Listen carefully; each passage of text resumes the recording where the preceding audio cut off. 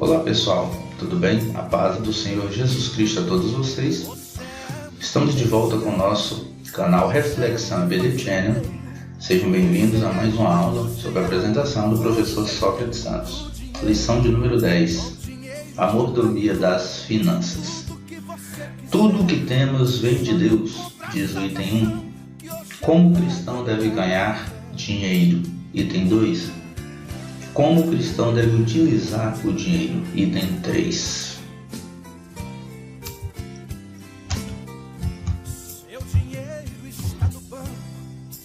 O textual nos diz assim: porque o amor ao dinheiro é a raiz de toda espécie de males.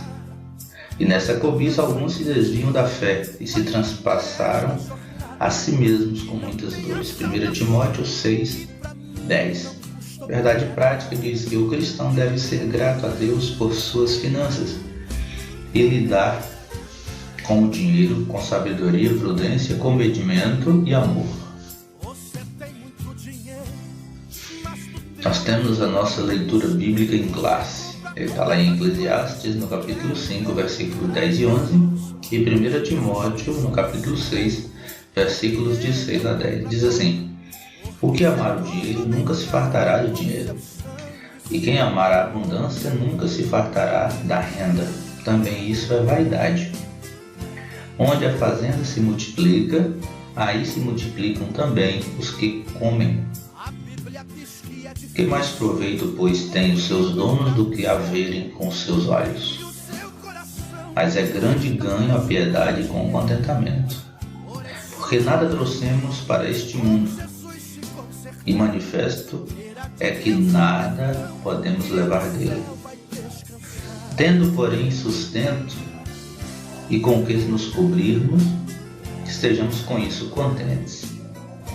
Mas o que querem os ser ricos caem em tentação, em laço e em muitas concupiscências loucas e nocivas, que submerge os homens na perdição e ruína.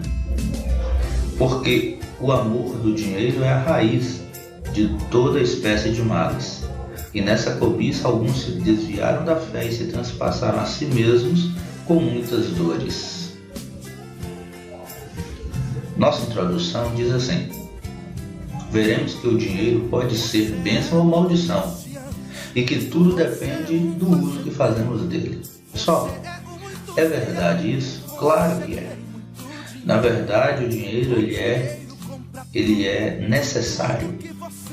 Todos nós precisamos do dinheiro, mas não podemos fazer em nosso coração um altar, como essa foto muito bem indica, essa gravura aí ao lado. Nós não podemos fazer com o dinheiro um altar e começar a adorá-lo, começar a venerá-lo, né? Começar a achar que manda no mundo, que é o dono do pedaço, que manda, que é o rei, só porque tem dinheiro. Faremos uma reflexão acerca de um assunto muito importante. Este assunto afeta relacionamentos familiares, não é verdade? Esposo ganha menos que a esposa, começa a briga dentro de casa. Porque você não paga nada aqui, quem paga sou eu. Quer dizer, começa brigas entre familiares que deveriam ser motivo de orgulho de alguém ganhar mais do que alguém, mas passa a ser um motivo de humilhação. O marido ganha mais que a esposa a esposa ganha mais que o marido, humilha o marido. E não deveria ser assim. Quando a gente se casa, nós somos um, então não existe meu dinheiro, seu dinheiro, existe o nosso dinheiro, tá? Então, é importante isso. Também ele estraga a nossa espiritualidade.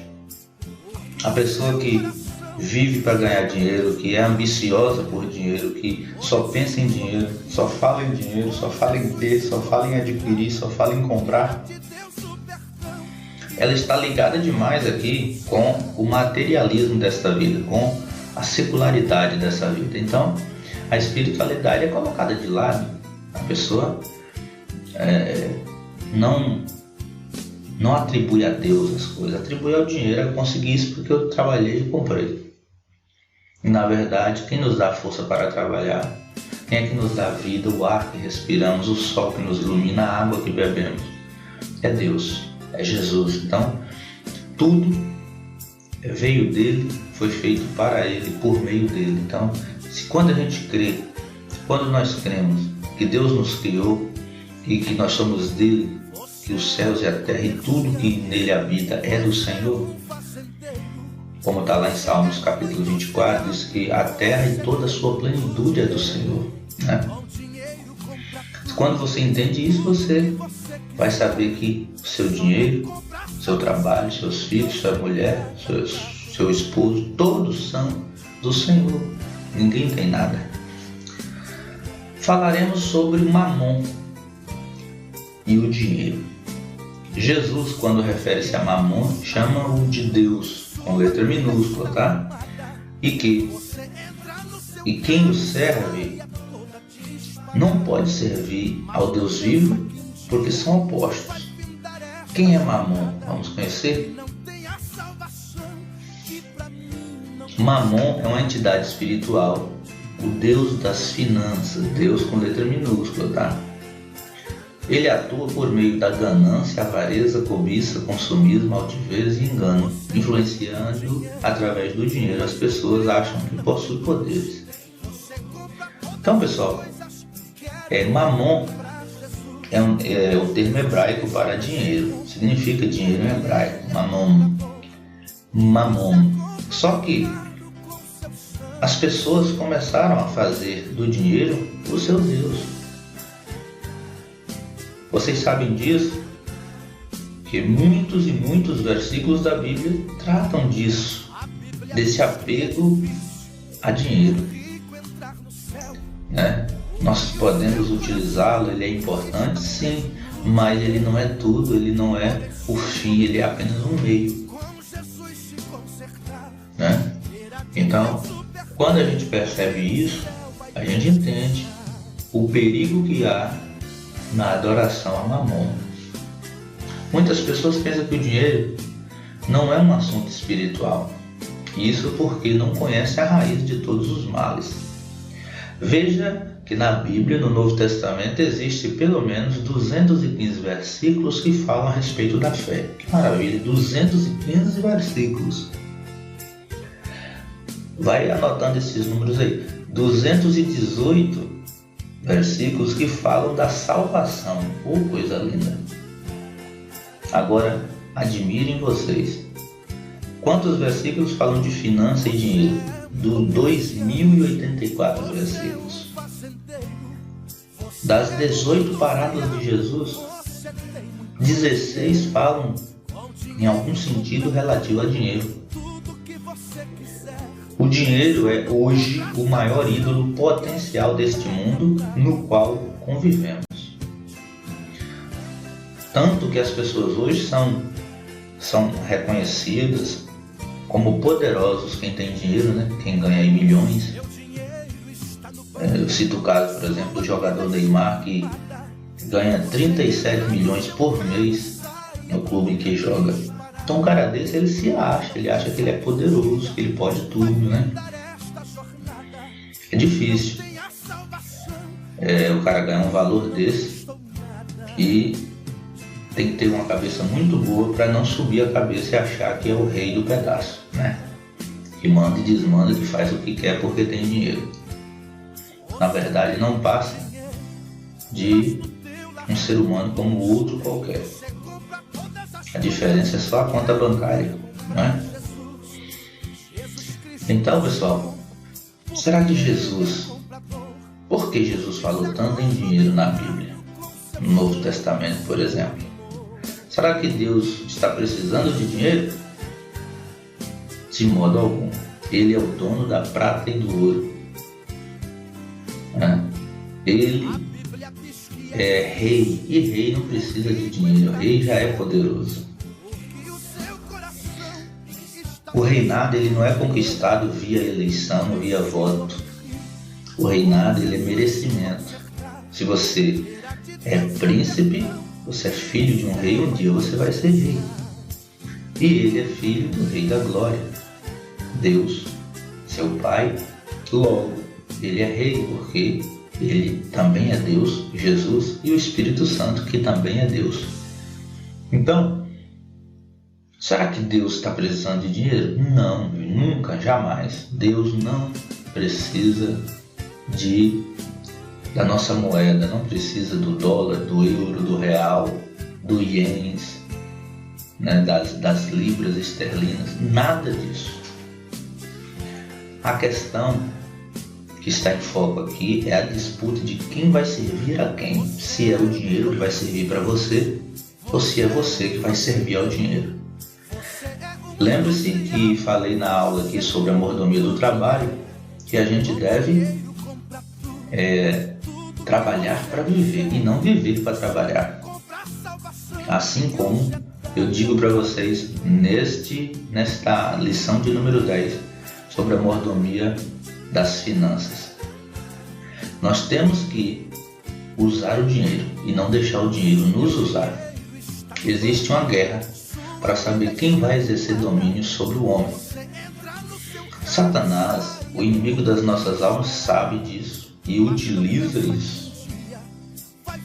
Então, todas as outras coisas vos serão acrescentadas, mas a gente tem que buscar primeiro o reino de Deus e a sua justiça. Quando a gente lê esse versículo lá em Mateus, a gente vai entender que Satanás, ele usa a parte B desse versículo contra as pessoas aí fora para poder prendê-las lá no mundo. Qual é a artimanha de Satanás para prender as pessoas lá no mundo? Enriquecê-las para que elas acham que têm poder e que não precisam de Deus para nada. Depois fama, elas se acharem, inflamar o seu ego, né? Inflar seu ego, colocar lá em cima, eu sou tal, eu sou querido por todo mundo, eu tenho milhões de seguidores nas redes sociais, né? E depois vem a soberba, achar que é melhor que os outros, que é superior aos outros, que não deveria nem pisar nessa terra aqui, porque dos meros mortais. Então Satanás, ele sabe disso, sabe como inflar o ego do ser humano. E uma das coisas que tem levado o mundo à decadência total é a corrupção.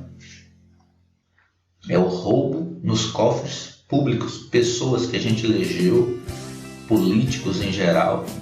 Claro que toda regra tem exceções, mas boa parte, 80%, 90% dos políticos se envolvem em corrupção, ou seja, roubam o dinheiro público, o meu dinheiro, o seu dinheiro que nós pagamos em impostos e desviam isso para sustentar seus vícios, né? Enriquecê-los individualmente, e eles já ganham um bom salário para isso. O salário hoje, atualmente, de um deputado é 36 mil reais por mês, e eles acham que ainda é pouco, ainda precisa roubar mais. Enquanto pessoas de classe média ou classe média baixa ganham um salário no mínimo, no máximo 2, e estão vivendo bem graças ao nosso bom Deus, porque o pouco com Deus, ele é muito, né? Quando nós temos Deus no coração, o pouco que nós ganhamos, ele se torna muito. O primeiro tópico, nós vamos discutir: Deus é o dono de tudo.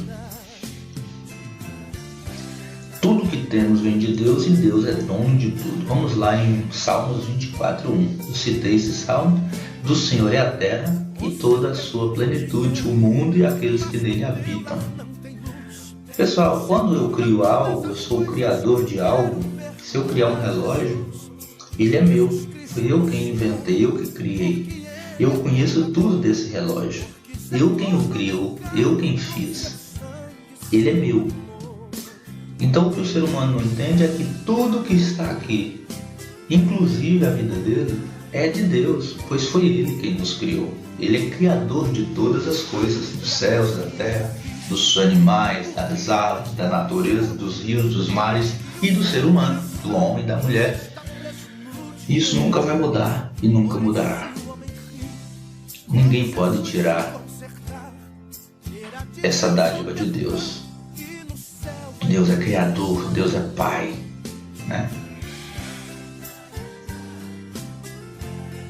Em Romanos, no capítulo 11, versículo 36, nos deixa entender isso, que Deus é dono de tudo.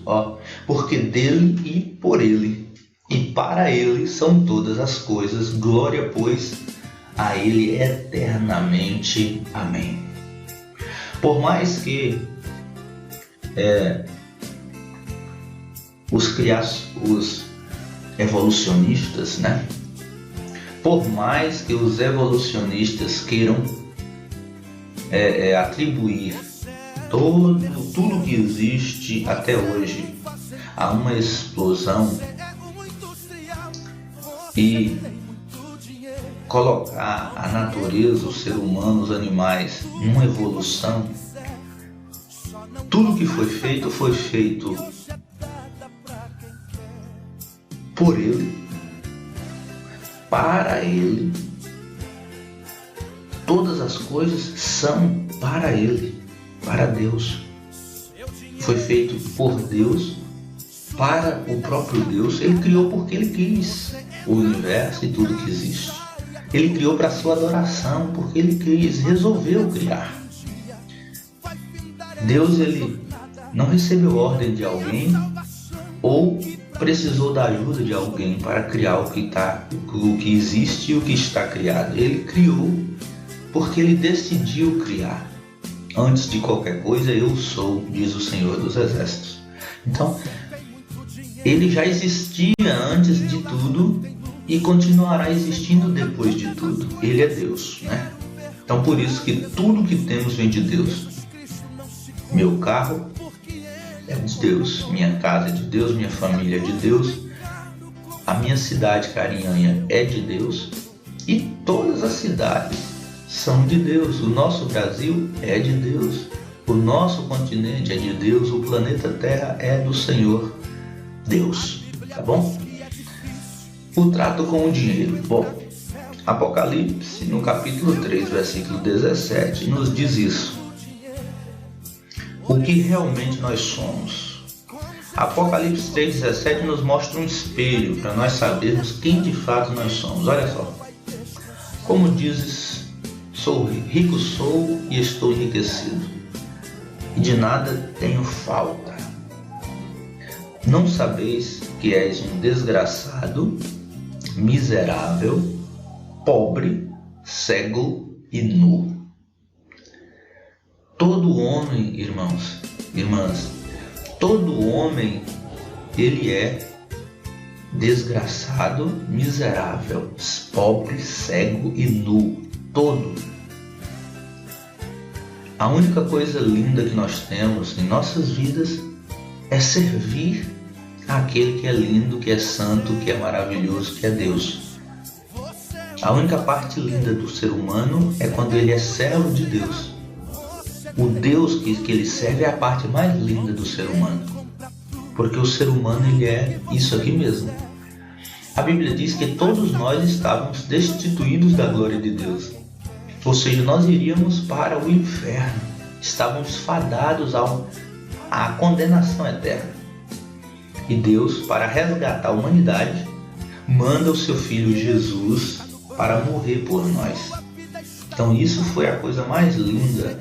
Está lá em João capítulo 3, versículo 16. Deus amou o mundo de tal maneira que deu o seu único filho por esses desgraçados, por esses miseráveis, por esses pobres, por esses cegos que não enxergavam a salvação de Deus, que não enxergavam a importância de Deus, e para esses nus que andam por aí. Nu da ideia de desprotegido. Quando a gente está nu, a gente se sente nós nos sentimos desprotegidos. Nu significa isso, falta de proteção. E nós estando com o Senhor, nós estamos protegidos, não estamos mais nus, estamos vestidos pela armadura de Deus, pela cobertura de Deus. Nós éramos cegos, ou seja, não enxergávamos a verdade que é a palavra de Deus.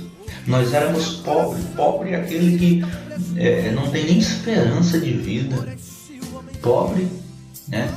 É aquela pessoa que não tem expectativa, não tem esperança, não tem fé em nada e nem em ninguém.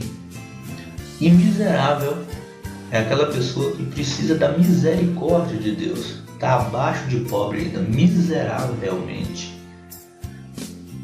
E desgraçado, nós não tínhamos a graça de Deus. Hoje nós temos, mas nós não tínhamos.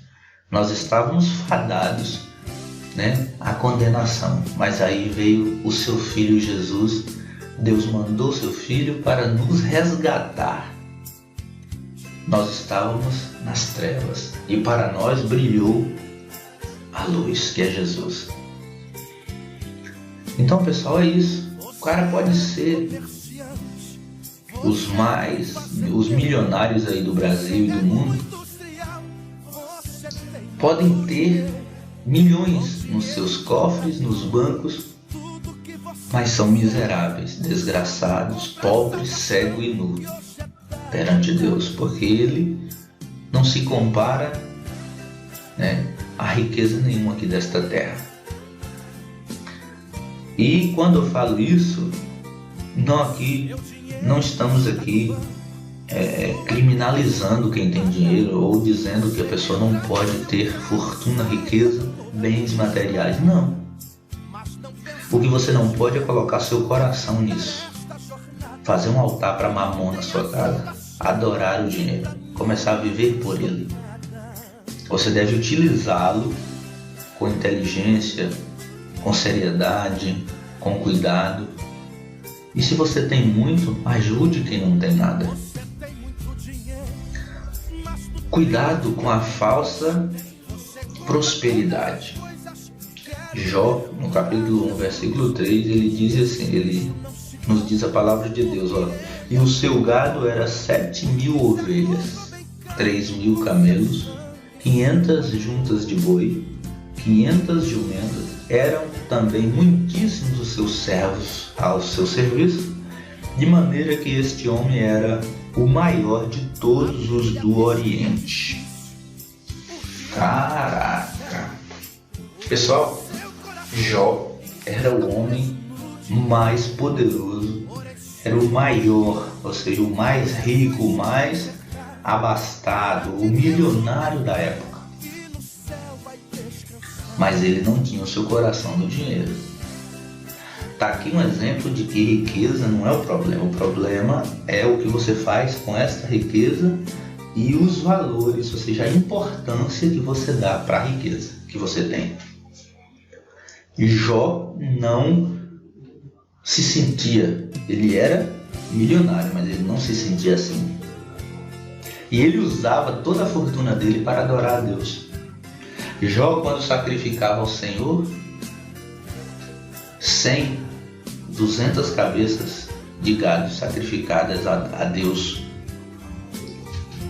em holocausto pela vida dos seus filhos, que porventura tinham pecado contra Deus. Então ele usava o que ele tinha para adorar a Deus e não para humilhar ninguém ou se sentia maior que ninguém. Quem está dizendo que ele era grande são os escritores da Bíblia. Ele era o maior do Oriente em riqueza, porém ele não colocava o seu coração na riqueza. Ele era livre disso. Ele era milionário, mas ele não se sentia milionário. Tanto que vocês sabem o que aconteceram com ele. Ele estava certo dia na sua casa e chegou a notícia: olha, todo o seu gado morreu, suas ovelhas caíram no precipício, os camelos morreram, as juntas de boi morreram, as jumentas, tudo que você tem, a sua fazenda foi queimada e só sobrou eu para contar o resultado. Então, ele, numa noite, dormiu milionário, no outro dia, amanheceu pobre. Quando nós não temos nada e pouco a pouco vamos adquirindo, nós ficamos muito felizes. Mas quando nós temos muito e da noite para o dia perdemos esse muito, voltamos a ter nada, aí o baque é muito grande. A pressão psicológica para Jó foi imensa, irmãos. Ele dormiu milionário e acabou pobre.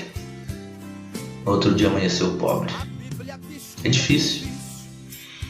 E se não bastasse isso, chega a última notícia que aí derruba qualquer homem, qualquer mulher, é falar de sua família. E aí chegou a notícia de que os seus filhos estavam comemorando juntos o aniversário uns dos outros na sua casa, reunidos em uma casa, e essa casa desabou sobre os filhos de Jó e matou os 10 filhos dele. Então, quando Jó sabe disso, são 10 caixões na sua porta. 10 corpos para ser velados. E Jó, se fosse outra pessoa, teria surtado, teria entrado em depressão. Jó se ajoelhou e disse: olha, nu eu vim do ventre da minha mãe, e nu para lá eu tornarei. O Senhor me deu e o Senhor tomou. Bendito seja o nome do Senhor. Olha que frase linda, é o versículo mais lindo que eu acho na Bíblia. Nu, nós viemos da nossa mamãe. O que é que nós trouxemos para este mundo? Nada. E o que é que nós vamos levar dele? Nada também. Então a única coisa que nós podemos fazer com o dinheiro, com as riquezas ou com o nosso trabalho é amar as pessoas, ajudar as pessoas. Isso é que a gente leva nessa vida. O bem que fazemos ao nosso semelhante, aos nossos familiares, às pessoas que a gente ama. Isso é que é prosperidade. É você ter para ajudar o seu próximo e não querendo nada em troca. Com um amor ágape, um amor que não pede nada em troca. Como o cristão deve ganhar seu dinheiro? Primeiro, trabalhando honestamente. E procureis viver quietos, trabalhar dos vossos próprios negócios, trabalhar com vossas próprias mãos. Como já vos temos mandado, para que andeis honestamente, para que os que estão de fora e não necessiteis de coisa alguma. 1 Tessalonicenses, capítulo 4, versículo 11 e 12. Paulo deu esse exemplo para os tessalônicos, para trabalhar, para viver tranquilo, quietos, é isso, sossegado, uma vida tranquila, pacata. Cuidar dos seus próprios negócios, não ficar dependendo de ninguém. Trabalhar com suas próprias mãos, não ser sustentado por ninguém. Procureis andar honestamente para com os que estão de fora, ou seja, nós que somos evangélicos, nós que servimos a Deus, temos que dar um bom testemunho, comprar e pagar, não ficar tomando dinheiro a juro, não ir para agiota, não ir para nada disso, não procurar bingo, rifas e tudo para poder se enriquecer, não procurar maneiras ilícitas para se enriquecer. A próxima é fugindo das práticas ilícitas, ou seja, o cristão não deve recorrer a meios ou práticas ilícitas para ganhar dinheiro, tais como o jogo do bicho. Hoje, gente, evangélico, crente jogando o jogo do bicho, tem misericórdia, bingos, rifas, loterias e outras formas fáceis de arranjar ou de angariar riquezas. Tem pessoas que jogam na Mega Sena até hoje esperando ser milionários. Será que esse dinheiro vai ser bem-vindo se algum dia ele chegar para você? Será que você não está usando sua fé inútil, em vão, gastando seu dinheiro naquilo que não é pão? Isaías fala isso. Por que gastais o vosso dinheiro naquilo que não é pão, naquilo que não satisfaz? Vocês sabem disso, que todo jogo de azar é condenado pela Bíblia. Jogo não é de sorte ali, é de azar. Porque azar de quem comprou. porque você vai estar pagando o prêmio de quem vai ganhar. Então ali não é sorte. Você está jogando seu dinheiro fora, o dinheiro suado do seu trabalho, o fruto das suas mãos, você está jogando fora numa esperança boba de enriquecer facilmente, da noite para o dia. Você quer ter sua casa? Vá trabalhar e Deus vai te conceder seu lar, sua casa, seu telhado, seu teto. Você quer ter seu carrinho? Vá trabalhar que Deus vai abençoar para você ter seu carro. Não fique confiado em bingo, em rifas, em coisas fáceis, não, porque não vai vir. E isso não é uma coisa que Deus abençoa. Provérbios capítulo 28, versículo 20 diz isso. Tá bom? E o item 3, fugindo da avareza. A avareza é o amor ao dinheiro. É uma escravidão mental. Diz a Bíblia, porque o amor ao dinheiro é a raiz de toda espécie de males. Irmãos, por que tem a criminalidade hoje? As pessoas matam e morrem por quê? Pelo dinheiro.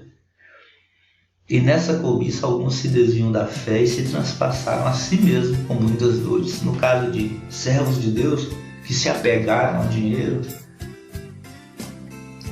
procuraram para si problemas, se desviaram até mesmo da fé. Quantas pessoas que acham que devolver o dízimo ou ofertar na igreja está sustentando o pastor,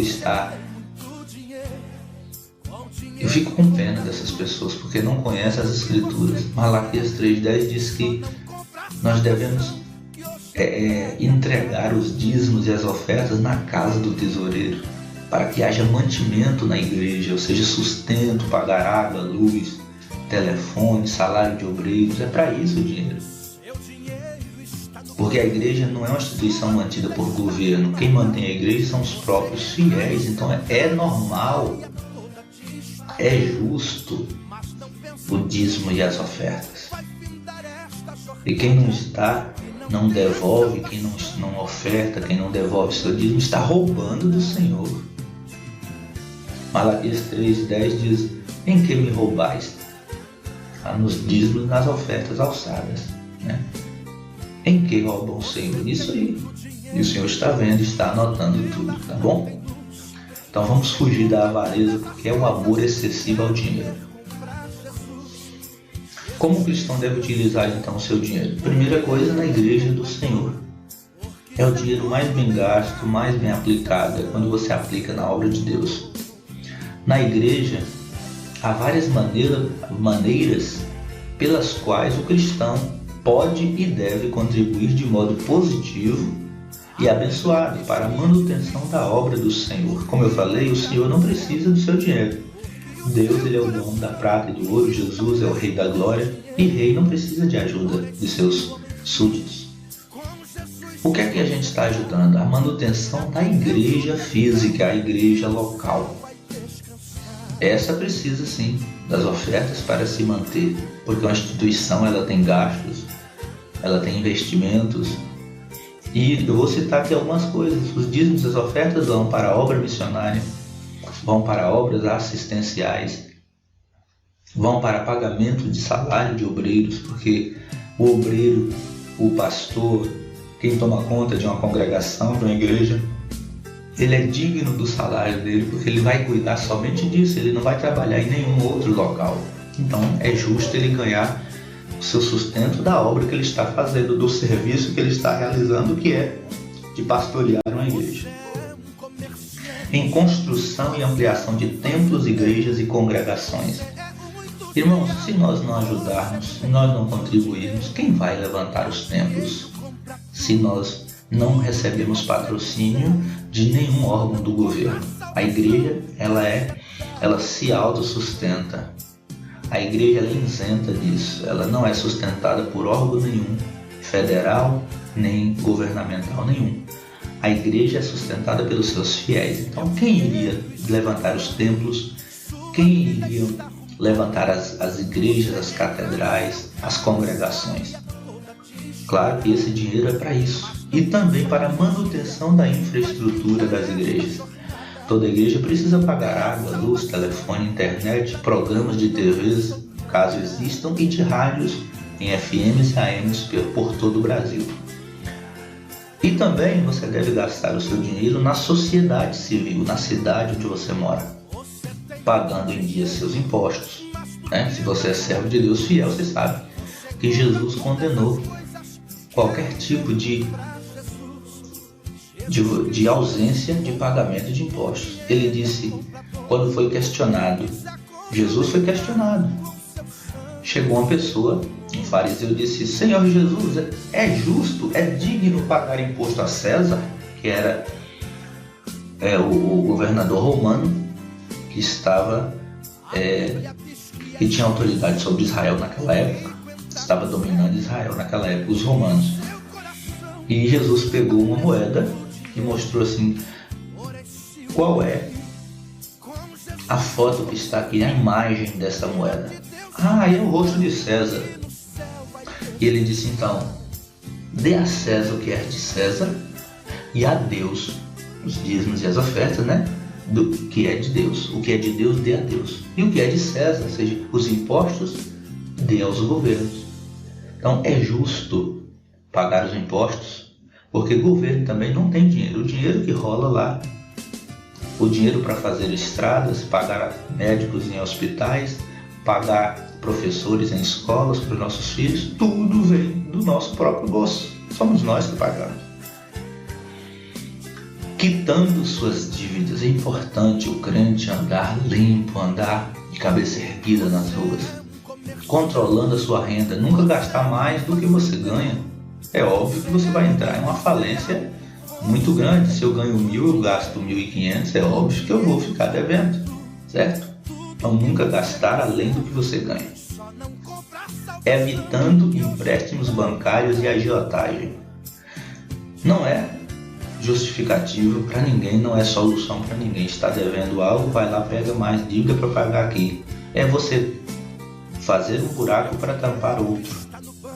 E nunca vai chegar ao fim dessa empleitada. Porque você sempre vai pegar emprestado de um lugar para pagar uma dívida de outro. Você vai ficar devendo ainda mais lá, de juros e impostos. Então, não sendo fiador de ninguém. Jesus disse, não ficai por fiador. Por que isso? Dá muito problema você ser fiador de uma pessoa. E ultimamente, onde as pessoas não têm mais moral, não têm mais responsabilidades, isso, claro, tudo tem sua regra e tem sua exceção, mas a maioria das pessoas hoje não são confiáveis, não tem responsabilidade, não tem mais compromisso. Hoje chega para você e diz, olha, me empresta uma folha de cheque que tal dia eu te pago, você empresta. Aí a pessoa vai, não tem dinheiro para cobrir o cheque, o seu nome vai negativado e seu cheque é assustado e o banco te liga e vira aquela coisa. Tá bom? Não seja fiador de ninguém. É um conselho do próprio Senhor Jesus, tá bom? E para concluir, o dinheiro pode ser uma bênção ou uma maldição. Isso depende muito do uso que fazemos dele. Se o fizermos para a glória de Deus, com gratidão pelos bens adquiridos, seremos recompensados pelo Senhor. Que usemos os recursos financeiros de modo honesto, como verdadeiros mordomos do nosso Senhor Jesus Cristo. Eis que hoje eu ponho diante de vós a bênção e a maldição. Está lá em Deuteronômio 11, versículo 26. Eis que hoje ponho diante de vocês, que apresento a vocês a bênção e a maldição. Escolhei, pois, a bênção e não a maldição, tá bom? O Senhor, Ele quer o melhor para você, quer o melhor para mim. Mas Ele nos apresenta a bênção e a maldição. Muitos estão escolhendo a bênção, mas infelizmente, ainda hoje, tem muitos escolhendo a maldição. Escolhendo a porta grande, a porta larga. A estreita, você tem que passar de ladinho, não pode carregar nada, só passa você. As bagagens do pecado tem que ficar do lado de fora. Mas a porta larga, você passa com mala e tudo. Passa com pecado, passa do jeito que tiver, passa com adultério, passa com fornicação, passa com mentira, passa com roubo, passa com furto, passa com corrupção, não é? Tem muitas portas aí de maldição, tem muitas portas largas para a pessoa passar. Mas nós escolhemos a bênção, nós escolhemos a porta estreita, nós escolhemos o reino de Deus. Então dinheiro algum pode comprar o que Deus fez por nós, pode pagar o sacrifício de Jesus na cruz do Calvário para te salvar e para me salvar. Dinheiro algum nesse mundo. Me faz lembrar de uma passagem no livro de João, onde ele vai orar na hora nona, e ele vai orar. E quando ele entra no templo, ele encontra um mendigo na porta do templo, chamada Formosa, e esse mendigo ele diz para João, Pedro e João estavam indo orar, e ele fala para eles assim: me dê uma esmola, me dê algo para mim. E esse homem, esse coxo que estava ali mendigando, ele ouviu uma frase muito importante de João. Ele disse: olha para nós não temos prata e nem ouro. Nós estávamos indo orar no templo. Mas eu te digo uma coisa, em nome de Jesus o Nazareno, vou te dar a cura. Levante e ande. Pega o seu leite e vá para sua casa. Nunca mais você vai precisar mendigar o pão nem pedir aqui nesta porta. E o homem que foi curado entrou porta dentro junto com Pedro e João, entrou glorificando a Jesus. Então isso é lindo, irmãos.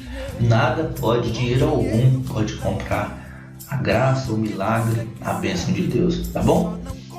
Que Deus em Cristo Jesus possa abençoar a vocês, tá ok? Deus abençoe a todos vocês e até a próxima aula, se Deus assim permitir. Seu dinheiro está no banco, sua vida está arrumada.